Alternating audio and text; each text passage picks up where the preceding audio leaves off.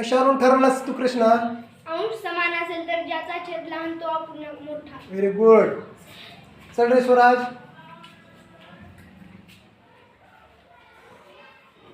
कशावरून ठरवलास तू? सर छेद समान असतील तर ज्याचा अंश मोठा तो अपूर्णांक मोठा. Very good. चल प्रतीक, तू पुढचा गणित सोडव.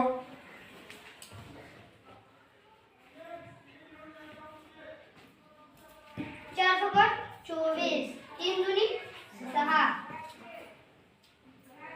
कशावरून ठरवलास तू हे?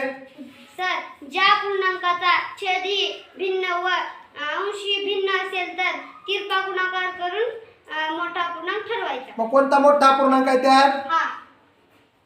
Very good. चल अश्विनी. 7 चकम 42 5 आठी 40.